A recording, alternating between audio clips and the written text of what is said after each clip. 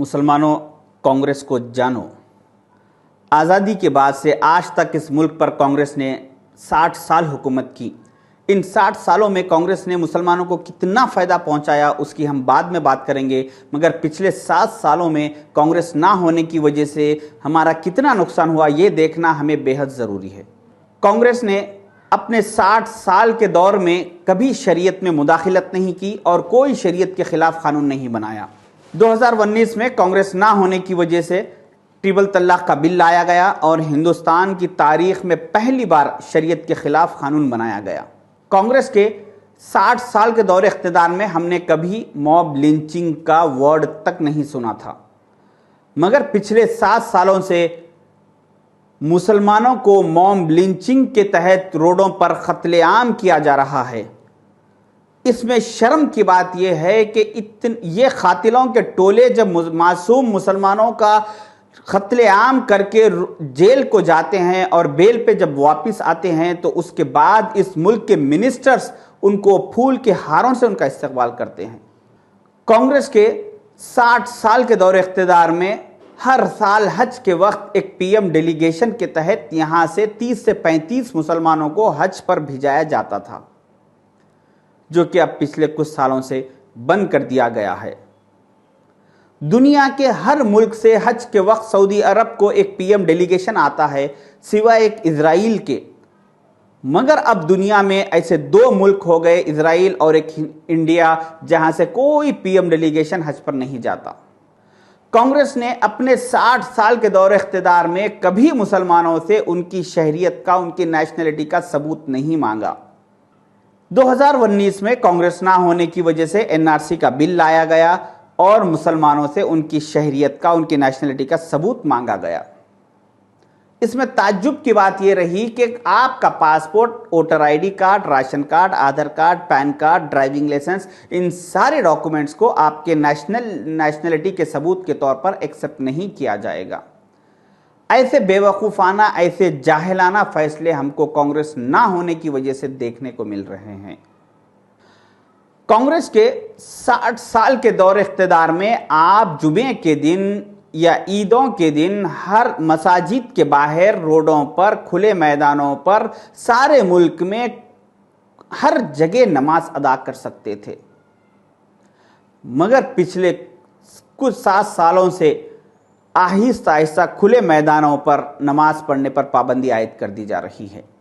जहां पर नमाज की जगह थी, जहां पर सरकार ने जो जगह अलॉट की थी, वहां पर आज गोवर्धन पूजा की जा रही है। पहले ये गुरुग्राम में 100 से ज्यादा जगहों पर खुले में नमाज होती थी, फिर विरोध के बाद सरकार ने 37 जगहों को अलॉट किया कि इन 37 जगहों पर नमाज हो सकती है, लेकिन लगातार विरोध होता रहा और आज 8 जगहों को और उसमें से कम कर दिया गया।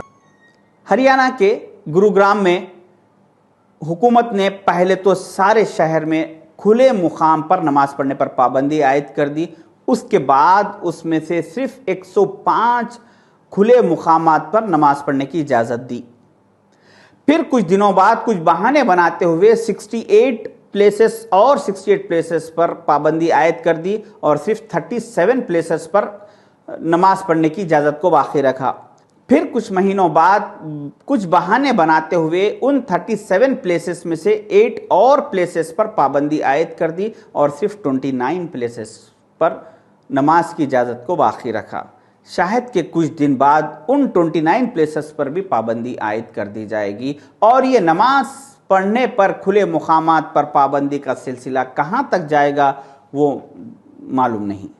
कांग्रेस के 60 साल के दौरे इख्तिदार की सबसे बड़ी खूबी ये रही कि इन 60 सालों में किसी ने भी नबी करीम सल्लल्लाहु अलैहि वसल्लम की शान में गुस्ताखी करने की जुर्रत नहीं की, और जिसने कोशिश किया वो सलाखों के पीछे गया।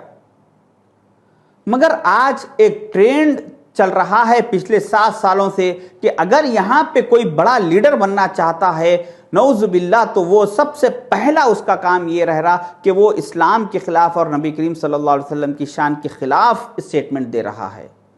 जैसा कि इस मलून को पूरी प्लानिंग के तहत Y+ सिक्योरिटी पहले दी गई और उसके बाद इससे नबी करीम सल्लल्लाहु अलैहि वसल्लम की शान में गुस्ताखी करवाई गई।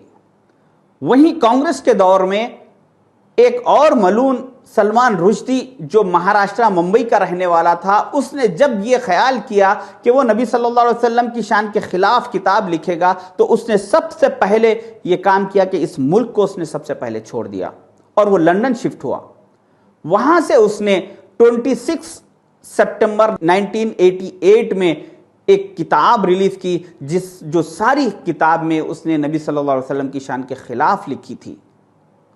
उस वक्त के प्राइम मिनिस्टर राजीव गांधी जी ने 9 दिन बाद यानी 5 अक्टूबर 1988 को उस किताब पर पाबंदी आयद की और कहा कि हमारे इस मुल्क में प्रॉफिट मोहम्मद के खिलाफ लिखे जाने वाली किताब को हम बर्दाश्त नहीं करेंगे।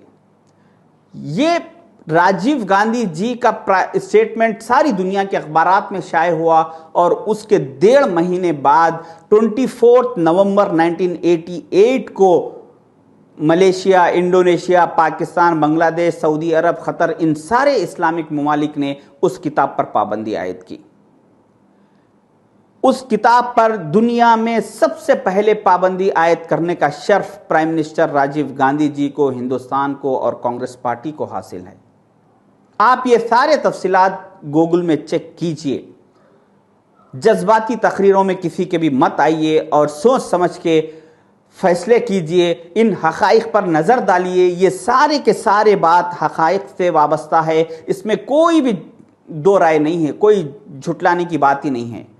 तो हम कांग्रेस के दौर में कैसे थे, कितना सेफ थे और आज कैसे हैं, इस चीज़ पर हमें सोचना ज़रूरी है और हमें हमारी आने वाली नस्लों की हिफाजत के लिए, हमारी नस्लों के लिए हमें फिर से एक बार एकजुट होकर कांग्रेस की तरफ आना है और कांग्रेस के फेवर में जाना है। अल्लाह हाफिज़।